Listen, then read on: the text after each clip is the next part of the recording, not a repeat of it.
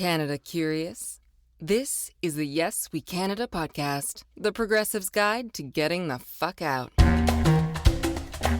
This episode, the Canadian Armed Forces. There's no strife like it. And the bang bang is banging. I'm Matt Zimble in Toronto. Attention! And I'm Mio Edelman. Tenchut? Tenchut? What the fuck is that? This is our podcast on the Canadian military, and I'm trying to keep it crisp. Okay, everyone. At ease! Mio, first of all, welcome to Season 2. It's great to have you back. Yeah, I mean, it's great to be back in the Yes We Canada toxic workplace. I blame it all on HR. I didn't know we had an HR. But today we're talking about a huge organization in Canada with a huge HR problem. No, not Yes We Canada. The Canadian military, or as they like to call themselves, the CAF, Canadian Armed Forces.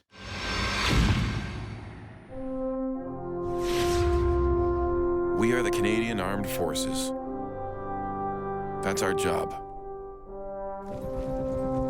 And you? We're ready when you are. A message from the Government of Canada. Now, you guys might remember from last season that we talked about something called the Canadian solution, which you have to admit sounds pretty impressive, right? It's a term used in international diplomatic circles. So imagine a bunch of worldly diplomats in an elegant, darkly paneled manor somewhere, drinking claret, charged with solving the world's problems. And they say something like, "Bloody right, old boy. I'd say this is a job for the Canadian solution." Blimey, mate. What could possibly be better than the Canadian solution? Cheerio! Pass the claret. Hey! Well, in fact, the Canadian solution is to study the situation in the hopes that it will go away and nothing need be done. Which I think is effing brilliant. What? Well, we have a problem. No, actually, problem is too passive a word. We have a full-blown fucking catastrophe in our military. A sexual misconduct crisis with a side order of sexism, rape, racism, and, well, it would be fair to characterize it as a platoon of generals, all white, of course, so deeply resistant to cultural change that they're employing the Canadian solution hard. That's basically all you need to know. Tenchut! Podcast out! Do not touch that dial, or you'll face a dishonorable discharge from the Yes We Canada podcast. Okay, let's go! Now, you might think crisis is a little journalistic hyperbole, a little clickbait to keep y'all listening. Oh, no. Check this out. In 2016 and 2017, 7 former members of the CAF brought a class action lawsuit against the Government of Canada alleging sexual misconduct, sexual assault, discrimination based on sexual orientation, gender identity, and the list goes on and on. You know how many CAF members signed the class action suit? How many? 19,000. What? 1,000. Not a typo. 19,000. The Government of Canada has agreed to a $900 million settlement. Wow. And has paid out almost 2,379 claims already. Wow. Women make up only 16% of the military, but on a percentage basis, they make up most of the sexual misconduct cases, with 650 reported just in 2018. But the problem's not exclusive to our women warriors. According to Toronto Star reporting, in 2018, 800 men in the regular and reserve services reported at least one type of sexual assault. Wow. The Canadian Armed Forces, an equal opportunity sexual abuser. Attention! $900 million. Yep. Jesus Murphy, heavens to Murgatroyd. Have you noticed lately that old white dudes are costing us a shit ton of money? The RCMP are currently going through exactly the same crisis. The old boys are draining the national treasury because they refuse to woke up, wait a second, and realize we're living in 2022. Their behavior in the CAF has been so repugnant that they have unintentionally created a brand new literary genre. Dystopian, chick lit, horror. But for the purposes of this podcast, we'll just call this literary genre the CAF in Crisis White Paper. Or military science fiction. Or woke the fuck up. Let's take a look at this. In 2003, we had Justice Lamer's report on military injustice. Loved it. It was called the Lame Report. I mean justice, not injustice. Then in 2009, we were treated to duty with honor, the profession of arms in Canada. And in 2011, the Lesage Report on Justice and Grievance Process in the Canadian Armed Forces. Fantastic. I know, such a great read. And then in 2015, Justice Marie Deschamps dropped her Barn Burner, a sexualized culture in the CAF. And 6 years later, in 2021, former Supreme Court Justice Morris Fish treated us. Justice Morris Fish treated us to the Fish Report, a deep dive into whether any progress had been made on the Deschamps Report. Spoiler alert? Nope. I'm afraid to report that the report on the previous report reported no reportable progress. So, you're killing me. So the Trudeau government commissioned the 420-page Arbour report from former Supreme Court Justice Louise Arbour, which was released in May of this year and came with the ever-so-sexy title Independent External Comprehensive Review. Mio, I'm pretty sure that Justice Arbour was not looking for a sexy title. Well, maybe the cover, because I see very sexy covers for all of these reports, actually. Covers to collect dust with. I'm starting to think that the government has created a new kind of employment program for retired Supreme Court justices. Write a report. Cash a check. Also, you didn't mention the best-selling Auditor General's report, The Path to Dignity. And of course, who can forget the internal CAF study, Dignity and Respect, the Canadian Armed Forces Strategy to Address Sexual Misconduct, which was published in 2020.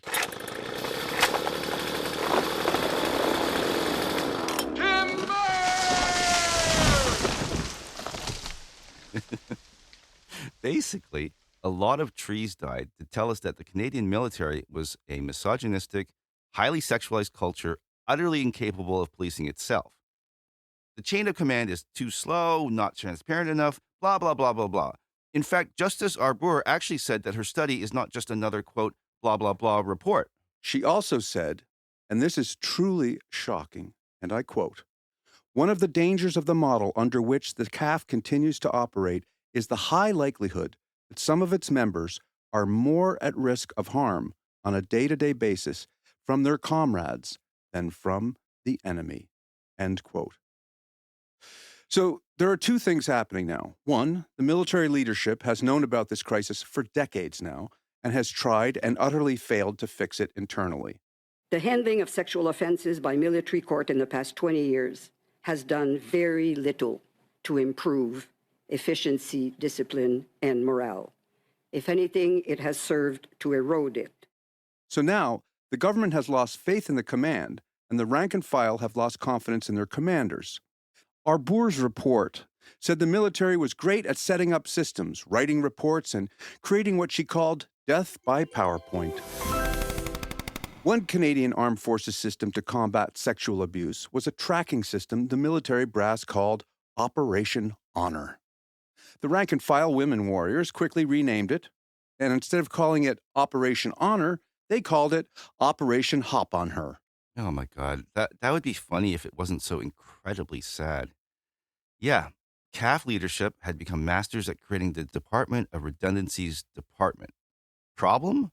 Well, let's form a committee with a cool name to deal with it. Check this out. They had SMITS, Sexual Misconduct Incident Tracking System. Then there was SARP, Sexual Assault Review Program.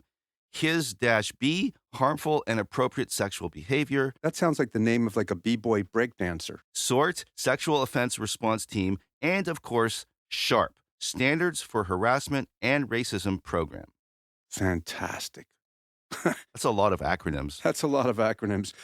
Arbour's report said, and I quote, "This is the collective failure of an organization that has preserved such a high degree of self-regulation and resistance to external influence and progress," end quote. Now, to put that into lay person's terms, she said, it's a bloody fucking institutional shit show. Canadian Armed Forces has tried to fix these problems internally, but because of their command and control culture, they've failed. Justice Arbour says, enough internal. They need the Canadian criminal courts, they need the Canadian Human Rights Tribunal, and nothing less will do. fail. The justice tabled 48 recommendations, many of which were seismic, like moving sexual misconduct cases out of the military jurisdiction and into civilian courts, and closing the military colleges. At the press conference, the journalist kept asking one question over and over again. Quote, Are these recommendations going to be acted upon, or are they going to sit on a shelf at DND and gather dust? Well, I think that's a fair question to ask like 20 to 30 times in a 1-hour government press conference on the tabling of another inquiry/commission report, you know. This wouldn't be another report that's out on a shelf. One of those reports that collects dust on the shelf. This report falls by the wayside. Now, the Minister of Defense, Anita Anand, who is the first Hindu Canadian to hold a cabinet post, and Justice Arbour became quite frustrated by this line of questioning. I thought at one point they were going to start saying, okay, CTV, you want to ask if the report's going to sit on a shelf and gather dust? CBC, over to you. Take your best dust shot. Dust, anyone? Sitting on a shelf? Le poussière des amis? Canadian press? Anyone? Dust? Dust shot. Okay. I have responded to this question already, but I will add to my response. I think you mischaracterized what I'm saying. In my previous professional life, I spoke in court orders, not recommendations. Now, if you'll permit me, I can translate that legalese into English for our listeners. Yo, I'm a fucking ex-Supreme Court judge, dude. I issue rulings. I don't recommend. Rulings. That's right. She said that. She said rulings. That's the longest rulings I've ever heard. But, okay, so but where's the military leadership in all this, generally speaking? Generally speaking, they're resigning in disgrace. Who is? The generals. Which brings me to number 2, my conclusion that the generals have a hard time keeping it in their pants. Yes, Mio, I'm afraid the chain of command has become the chain of fools.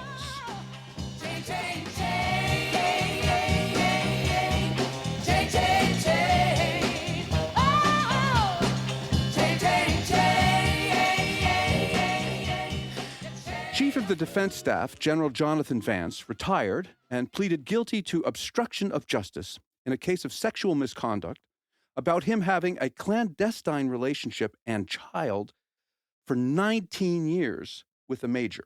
Ugh.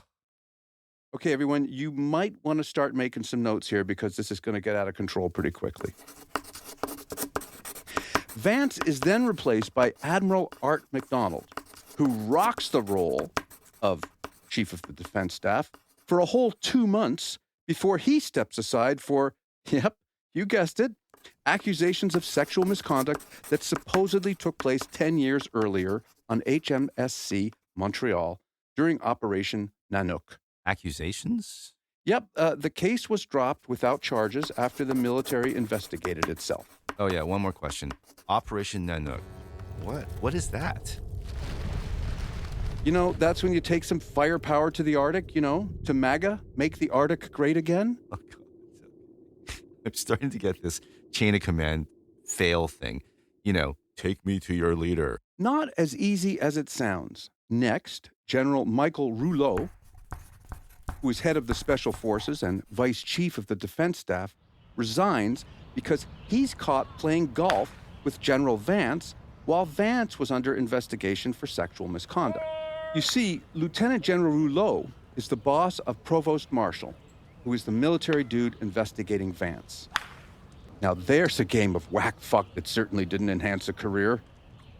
Or, excuse me, mind if we play through? No, please, go right ahead. Be my guest. In fact, those judges' robes look so good with those tasseled golf shoes.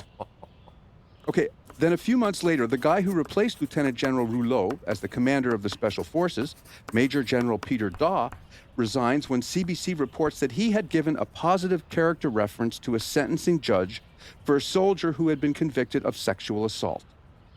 People, I think you're going to keep needing to make some more notes because we're not done yet. Then 4 months later, the military brass quietly reinstates Major General Dawes to his previous position working on, get this, the military's response to sexual misconduct.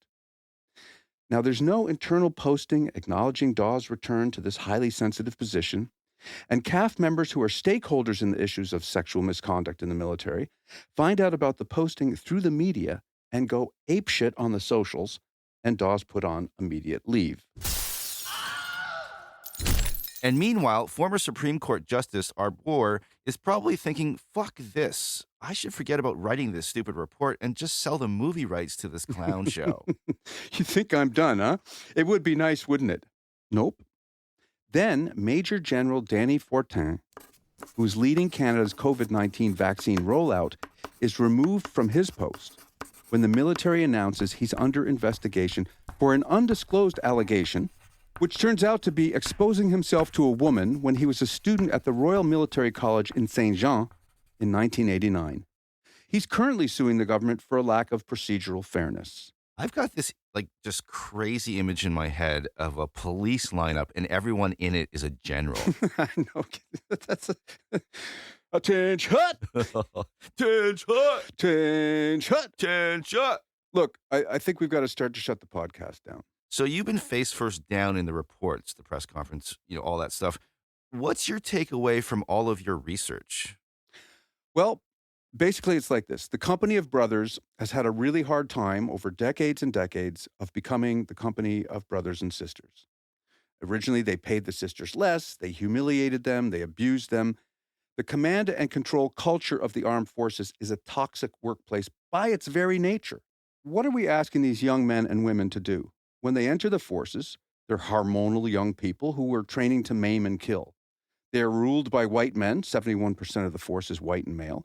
Most of its leaders were educated in the 70s and 80s, and I'm not making excuses for tragically bad behavior, but you have to acknowledge the seeds of the dysfunction. But recruitment is way down. Even fathers and mothers and families that have been military families for generations are counseling their daughters not to enlist because they feel it's not safe, and they would be exposed to lieutenant generals. I mean, exposed to a level of sexism that's not career enhancing, even if they do escape this blatant sexual misconduct. Well, I think the Warriors have basically reached the end of the road. Minister of Defense Anita Anand, before she was the Liberal member from Oakville, she was a corporate compliance lawyer. She strikes me as both compassionate and tough as nails. Her last cabinet posting was procurement. She's the one that got us all that cool PPE during the pandemic. You know what they say, huh? If you're a good cabinet minister, you get promoted to a worse job. Welcome to the Minister of Defense portfolio for your dining and dancing pleasure. Now, Justice Arbour, she's a tough cookie, too. I mean, I'm not sure you're allowed to refer to an ex-Supreme Court judge as cookie, but you know what I mean. And we do have to say, thank you for your service. Hear, hear. But this is the thing. You join CAF, and you're going to serve our country, fighting floods, pandemics, forest fires, fighting that dumbass in the Donbass. Hard work. This is not glamour, but it's long past the time to get it right. So with Anita Anand and Justice Arbour, the women are now running the joint. And we're going to end this episode by premiering what we hope will become the new recruitment ad for the Canadian military. Thanks for listening. At ease. Yep, thanks for listening. We'll see you in 30 days. Fight fear. Fight chaos. Fight misogyny. Fight with the Canadian Armed Forces. It's time for some feminine protection you can count on. The Canadian Armed Forces. We're not dicking around anymore.